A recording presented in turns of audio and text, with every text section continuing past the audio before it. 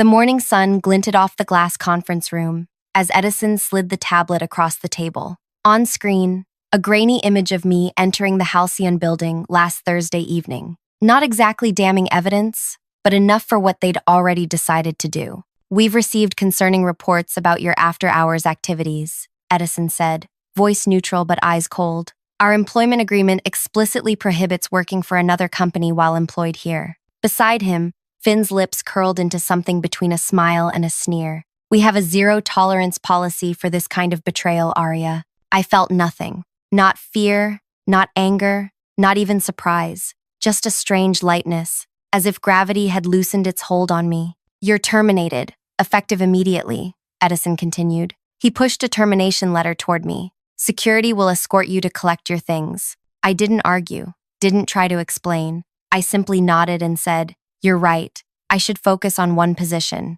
Their expressions flickered, confusion crossing their features before settling back into professional neutrality. They had expected tears, pleading, maybe anger. Not this calm acceptance. What they couldn't see was the weight lifting from my shoulders as I placed my access badge on the table. 3 years of constant anxiety, of carrying an entire company's digital safety alone, evaporating in an instant. Finn cleared his throat, uncomfortable with my composure. "We'll need all passwords and access credentials before you leave." I smiled. "Everything's documented in the system knowledge base, just as protocol requires." Another lie. The documentation existed, but it was like giving someone a map without a compass, technically complete but practically useless without my contextual knowledge. As security walked me to my desk, colleagues stared, whispered. I packed my few personal items, a ceramic mug, a small plant that had somehow survived 3 years of neglectful watering, a notebook full of system architectures only I truly understood.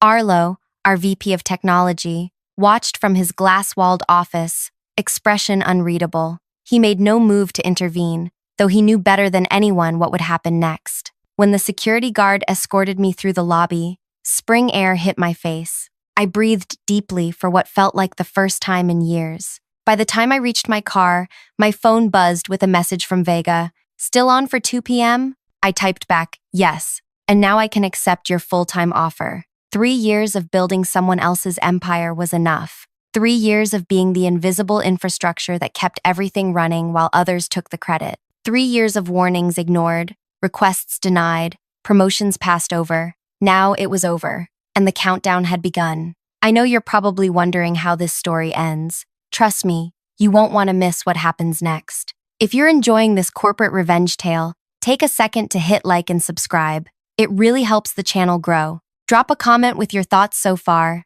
Now, let me tell you how I ended up in this situation. My name is Arya Wesley, and until 40 minutes ago, I was the lead network security architect at a Fortune 500 tech company. The only one, in fact. Not by design. There were supposed to be 5 of us. Budget cuts shrunk that to 3, then resignations to 1. Just me. I never set out to become indispensable. That's a dangerous position in corporate America. But with each passing quarter, as my team evaporated and my responsibilities multiplied, I found myself as the sole guardian of a digital kingdom worth billions. It started 3 years ago when I was recruited from a smaller firm. I still remember Arlo's promises during my interview. "We're building a world-class security team," he'd said, eyes bright with genuine enthusiasm. "You'll lead a specialized group focusing on our proprietary systems." The salary wasn't spectacular, but the challenge was irresistible. Building security architecture for cutting-edge technology, working with brilliant minds,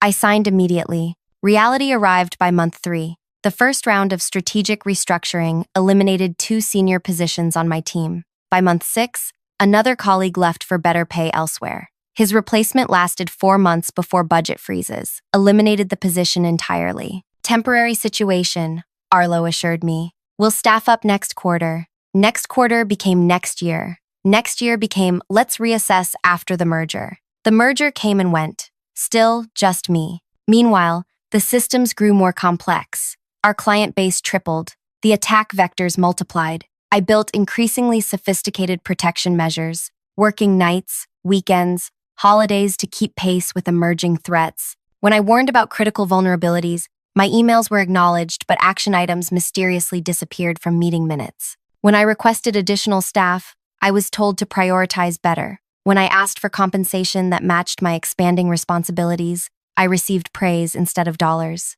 "You're our rock star," Arlo would say, clapping my shoulder. "Nobody understands these systems like you do." That was the problem. Nobody did understand them. Nobody wanted to understand them. I offered to train others, to document the increasingly Byzantine architecture that had evolved under pressure. The offers were met with nods, smiles, and zero follow-through. Last winter, I prevented a breach that would have exposed millions of client records. Working 72 hours straight, barely sleeping, I identified the intrusion pattern and built a new defense layer in real time. When the crisis passed, I received a $500 gift card and a mention in the company newsletter. The CEO, who took credit for our robust security culture, received a 7-figure bonus. That was when I realized what I had become, not invaluable, but invisible. The infrastructure nobody sees until it fails. I tried one last time, scheduling a meeting with Arlo and the executive team. "Our current security staffing is unsustainable," I explained, showing charts, data, industry comparisons. "We need at least 3 more specialists to maintain this architecture properly." Arlo nodded sympathetically. "After Q4 results," he promised, "we're just in a temporary holding pattern." I'd heard that line for 3 years. Without proper staffing, this system requires continuous maintenance from someone who understands its entirety, I warned. "If I were hit by a bus tomorrow, you'd have serious problems within days, catastrophic ones within weeks." The CFO frowned. "Sounds like we need better documentation, not more headcount." I felt something break inside me. I've submitted comprehensive documentation requests for 18 months. They've been deprioritized every quarter. Uncomfortable silence followed. Then, redirection, postponement, vague promises. I left that meeting knowing nothing would change. And I needed change. My health was deteriorating. My relationships strained by constant work emergencies. Something had to give. Then came the cybersecurity conference in Boston. I wasn't supposed to attend. Travel budgets were frozen, but the organizer was an old college friend who got me a speaking slot on adaptive threat response architectures. The company couldn't refuse the free publicity. That's where I met Vega, head of security for our largest competitor. She caught me after my presentation, impressed by the theoretical framework I'd outlined. "The implementation must be fascinating," she said, eyes bright with genuine interest. "I'd love to hear more about how you've actualized these concepts." We talked for hours, carefully avoiding specifics about our employers. Just 2 professionals discussing theoretical approaches, architecture philosophies, the first real professional conversation I'd had in years. As the conference ended, Vega handed me her card. "We could use your perspective on our new security framework. Strictly advisory, weekends only, nothing operational, nothing that would create conflicts." The consulting fee she mentioned exceeded my monthly salary, for weekend work, for being valued. I hesitated only briefly before accepting. The work was advisory only, reviewing their proposed systems, not touching their actual infrastructure. Nothing that violated confidentiality. Nothing operational that impacted either company. For 8 weeks, I lived a double life. Weekdays maintaining the digital fortress that protected billions in assets, unrecognized and undervalued. Weekends being respected, heard, and compensated appropriately for my expertise. Then last Thursday, I parked 2 blocks from Vega's office building for our regular meeting. Someone recognized my car, someone made assumptions, someone decided I was dispensable. What they failed to understand: their entire security infrastructure required specialized weekly adjustments that only I knew how to perform.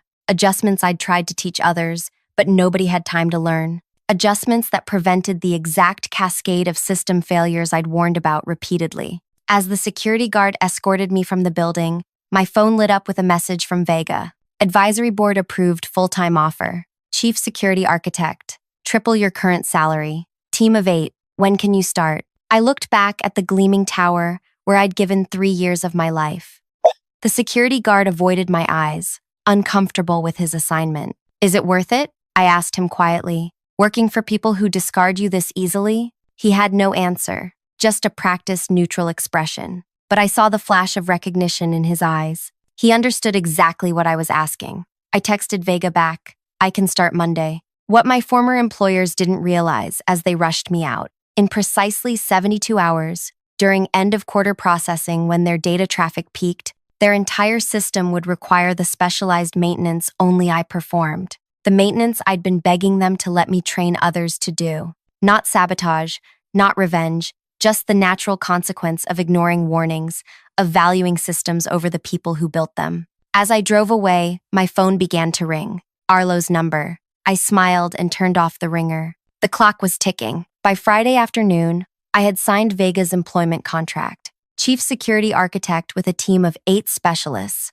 triple my previous salary and equity options. The relief was physical, like putting down a weight I'd carried so long I'd forgotten what normal felt like. I spent the weekend preparing for my new role, sleeping more deeply than I had in years. No emergency alerts waking me at 3 a.m. No expectations of immediate response, just silence and rest. Monday morning, I arrived at Halcyon headquarters dressed in a new suit. The lobby's soaring ceilings and natural light were designed to impress, but it was the respect that struck me most. "We're thrilled you're joining us, Arya," Vega said, giving me a proper orientation tour. "Let me introduce you to your team." Team. The word sounded foreign after years of solitary responsibility. 8 security specialists, each with defined roles that complemented one another. They looked at me with curiosity, not the desperate relief I'd grown accustomed to when appearing to solve the latest crisis. "We've heard incredible things about your adaptive security approach," said Ellis,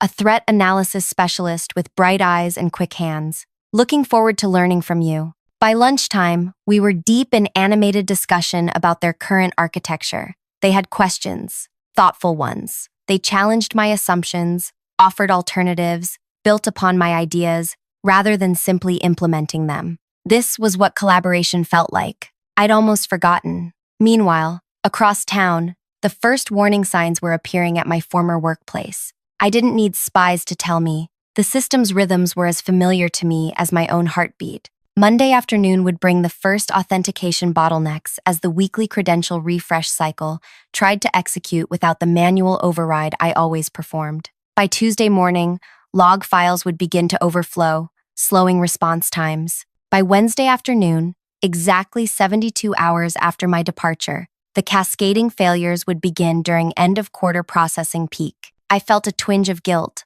not for what would happen, I had warned them repeatedly, but for the innocent employees who would suffer alongside those who had made the decisions. My phone buzzed at 4:52 p.m. Monday. "Arlo." I let it go to voicemail. "Arya, it's Arlo. Look, there seems to be some issue with the authentication servers. Probably just a configuration thing. Call me when you get this. Thanks." His voice was casual, just a small technical hiccup. I deleted the message. Tuesday morning brought 3 more calls from increasingly senior people. By afternoon, the tone had changed dramatically. "This is Maeve from the executive office. Our systems are experiencing significant slowdowns. The technical team has been unable to resolve the issue. The CEO has authorized me to discuss terms for your return as a consultant to address these urgent matters." I texted back a single line. "I'm focusing on one position now, as suggested." At Halcyon, I was immersed in building something new rather than desperately maintaining something old. My team and I mapped out a security architecture that incorporated the best elements of my theoretical models with their existing infrastructure. Vega checked in regularly but never hovered. "How are you settling in?" "It's strange," I admitted. "Having resources, being heard." She nodded. "We've all worked at places that didn't value expertise. That's why our retention rate is triple the industry average." Late Tuesday night, my personal email chimed.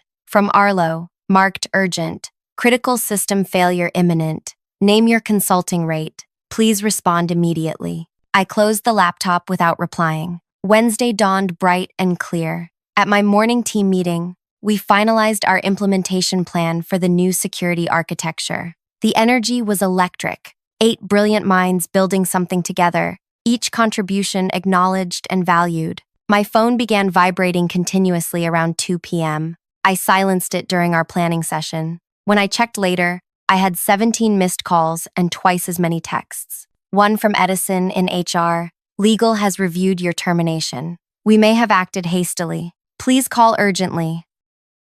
Another from Finn. "Whatever they're paying you, we'll double it. This is critical."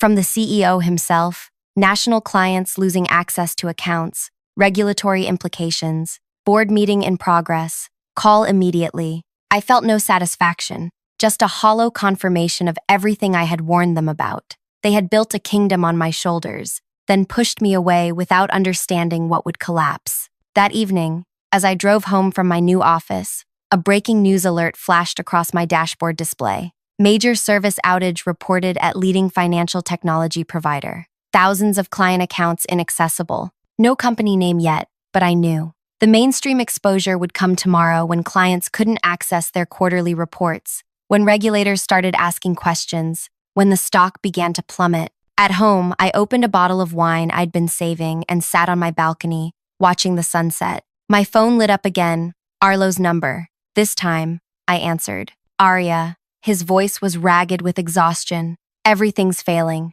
Sequential authentication breakdowns, cascading into the transaction processing layer. Nobody can stop it. I warned you, I said quietly. For 3 years, I warned you. I know. The admission sounded physically painful. Tell me what to do. Any price. I took a slow sip of wine. It's not about price anymore, Arlo. It's about value. We valued you. No, I interrupted. You valued what I produced. Not enough to listen when I told you it was unsustainable. Not enough to staff properly. Not enough to compensate fairly. Not enough to credit honestly. Silence stretched between us. You know what would have prevented this? I continued. Any one person besides me understanding how these systems actually work. Anyone taking 5 minutes to read the warnings I documented in every quarterly review. Anyone listening when I said this exact scenario would happen if I ever left. His breathing was the only response. The recovery procedure exists, I said finally. It's in the disaster documentation I submitted last year. The documentation that was deprioritized because you're handling everything so well, Arya. I ended the call and turned off my phone. Thursday morning, I arrived at Halcyon to find Vega waiting in the lobby. Have you seen the news? She asked, holding out her tablet. The headline was stark. Major tech failure erases billions in market value. Beneath it, a photo of my former company's headquarters. Their entire client database is locked, Vega said. Transaction processing down for 16 hours and counting. The stock has dropped 40% since opening. I felt strangely empty looking at the numbers. This wasn't satisfaction. This was waste. Of talent, trust, potential, caused by short-sighted decisions made by people who wouldn't suffer the worst consequences. They've been calling our executive office, Vega continued, trying to reach you through us. For emergency support? No. Vega's expression was grim. They're threatening legal action, claiming you sabotaged their systems before leaving. My stomach dropped. I didn't. We know, she interrupted. Our legal team has already reviewed your contract and exit procedures. You're clean, but they're desperate and looking for someone to blame. As we walked to my new office, the weight I'd shed began to return. Not from guilt, I had done nothing wrong, but from the recognition that even now, they refused to accept responsibility. My team was waiting, concerned faces tracking my entrance. Is it true? Ellis asked. About your former employer? I nodded. Did you really build their entire security infrastructure yourself? Another team member asked. Not by choice, I said. By necessity. Understanding passed between us. The silent recognition of a shared experience. Every person in that room had, at some point, been the unacknowledged foundation others stood upon. Well, Ellis said finally, their disaster is educational for us. Let's make sure our systems never depend on any single person, including you, Arya. The simple wisdom of this statement nearly brought tears to my eyes. This was leadership, acknowledging expertise while preventing unhealthy dependency. We returned to our work, designing resilience into every layer of the new architecture.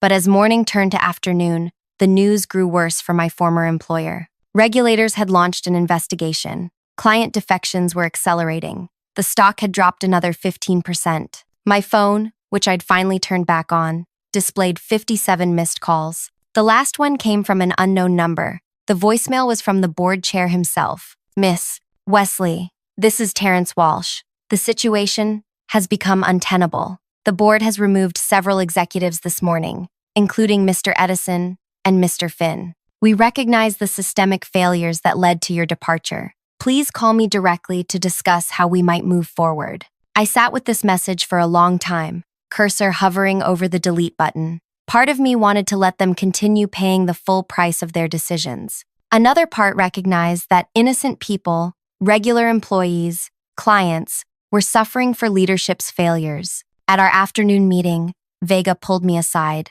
Their CTO reached out directly. Apparently, the board fired half the executive team this morning. I heard, I said. They're offering an astronomical consulting fee for emergency recovery assistance. 1 day of your time, remotely. No ongoing commitment. I hesitated. What do you think?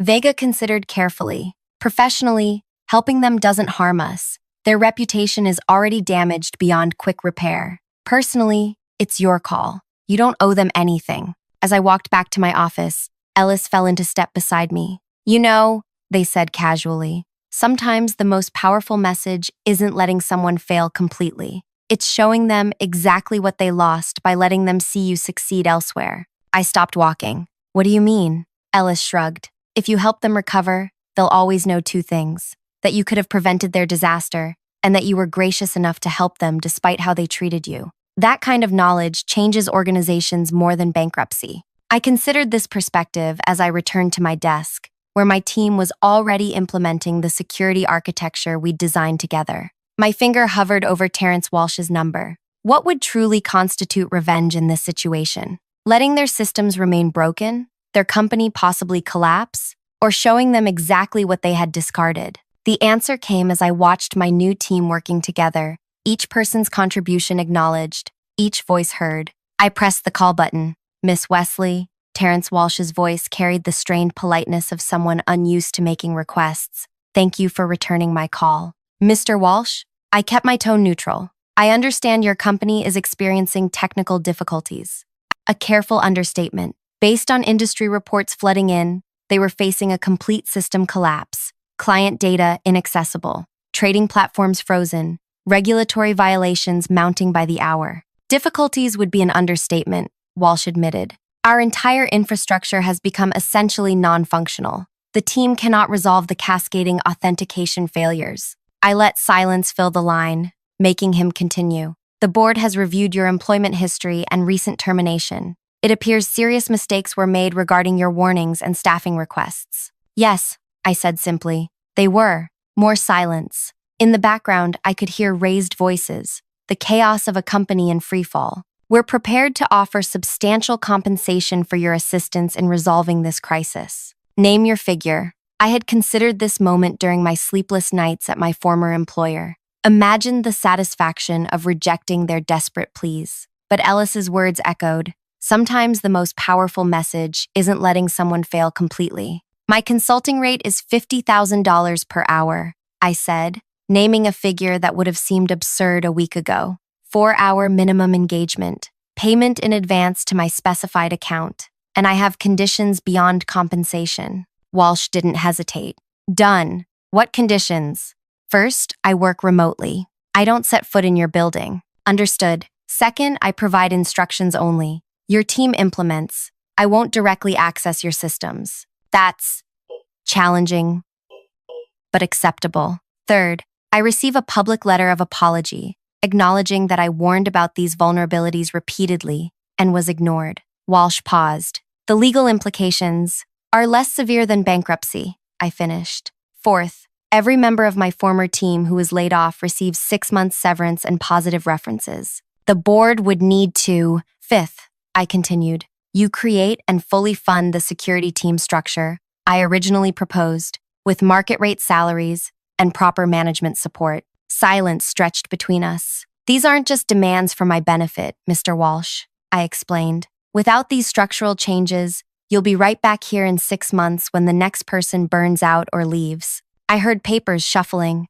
muffled voices as he conferred with others. We agree to your terms, he finally said. How soon can you begin? Transfer the payment, send written confirmation of all conditions, and I'll start this afternoon. After ending the call, I sat motionless, letting the reality settle around me. Not revenge as I had imagined it, but something more profound. Accountability, change, recognition. Vega knocked on my open door. How did it go? I explained the agreement. She nodded approvingly. Using their crisis to force structural change. Impressive. It's not just about making them pay. I said. It's about making sure this doesn't happen to the next person. Exactly why we wanted you here, she replied with a smile. This approach to their crisis actually aligns perfectly with our next phase. The board has approved our proposal to launch a security consulting division. I looked up, surprised. We've received 17 inquiries since news of their failure broke, Vega continued. Companies terrified they might have the same vulnerabilities. Who better to lead that division than someone who just proved how essential proper security architecture is? The pieces clicked into place. My experience wasn't just valuable here, it was transformative, not just for me, but potentially for an entire industry that consistently undervalued the invisible infrastructure keeping it alive. I'd like you to present the concept at next week's leadership meeting, she added, with a proposed structure and staffing plan. After Vega left, I opened my laptop to prepare for the emergency consultation. Within minutes, my inbox pinged with the payment confirmation and a signed letter agreeing to all my conditions. I sent detailed recovery instructions to my former company's technical team, step-by-step procedures to resolve the authentication cascade failure. Instructions I had actually documented months ago, but that had been buried in unread reports. As expected, questions flooded back immediately. The team trying to implement my instructions lacked contextual understanding of the systems they were attempting to save. For 4 hours, I guided them through the recovery, explaining not just what to do, but why each step mattered, teaching what should have been taught long ago. Midway through, Arlo joined the video call, eyes hollowed from sleepless nights. Arya, he began. I want to. This isn't the time, I interrupted. Let's focus on recovery. By evening, their systems were stabilizing. Authentication flows restored, transaction processing resuming. Too late to prevent significant damage to their reputation and stock price, but soon enough to avoid complete collapse. As our session ended, I delivered one final message to the assembled team. Every system you're working with has documented maintenance procedures and vulnerabilities I identified. Those documents exist in the folders that were deemed low priority for review. Read them, learn them, because building resilience isn't about technology. It's about people understanding what they're responsible for. I closed the laptop and looked out my office window at the sunset painting the city gold. My phone buzzed with a text from Ellis. Teams heading out for drinks to celebrate the new architecture approval. You coming? For the first time in years, I had no alerts to monitor, no systems that would implode without my constant attention. I had colleagues, not dependents, boundaries, not endless obligation. On my way, I replied. 1 month later, I stood in Halcyon's largest conference room, presenting our new security consulting division to the executive team. Behind me, slides displayed the market opportunity created by my former employer's very public failure and our unique positioning to address it. Every company believes their technical systems are secure until proven otherwise, I explained. Our approach isn't just providing better technology, it's changing how organizations value and structure their security operations. The approval was unanimous. Within days, we began hiring, expanding my team to 20 specialists with diverse expertise. Our first clients were already lined up, companies terrified of suffering the same fate as my former employer. That afternoon, I received an unexpected email with the subject line, "Thank you," from Terrence Walsh. Miss Wesley, I wanted to personally update you on the changes implemented since your consultation. We've hired the full security team structure you recommended, including a chief security officer reporting directly to the board. Your public letter of acknowledgement ran in today's business section. Most importantly, we've instituted a complete review of all deprioritized documentation from technical staff across the organization, already uncovering critical insights that had been ignored. The cost of these lessons has been steep. Our market value remains 30% below pre-incident levels, and client trust will take years to rebuild. But the cultural change within the organization has been profound. Your impact extends far beyond the technical recovery you guided. If you're ever interested in returning, my door remains open. I closed the email without replying. There was nothing to say. My answer was already visible in industry announcements about Halcyon's new consulting division and my role leading it. 3 months after my termination, I took the stage at the same cybersecurity conference where I'd met Vega. This time, I wasn't speaking as a lone architect, but as the division head of a growing team, presenting our framework for organizational security resilience. In the audience sat former colleagues, including Arlo and the new CSO they'd finally hired. Their expressions as I detailed our client growth, including 5 companies who had transferred their business from my former employer to Halcyon, told me everything. They understood, finally, that what they had lost wasn't just my technical knowledge. They had lost the future I was now building elsewhere. After my presentation, attendees swarmed with questions and business cards. Among them was the new CSO, who waited until others had dispersed. "Your replacement system is impressive," I acknowledged, noting the positive industry reviews their rebuilt security architecture had received. "Built on your foundation," she admitted. "Your documentation was extraordinary once anyone actually read it. You saved them even while leaving." I smiled. "Some lessons can only be learned through consequences." As I gathered my materials, she added, "You know they track your success obsessively now. Every announcement, every client acquisition, measuring what could have been theirs. And there it was, the true revenge. Not their failure, but my success. Not their loss, but my gain. Every achievement at Halcyon was a reminder of what they had discarded. Every innovation my team produced reflected what they could have had if they had listened, valued, supported.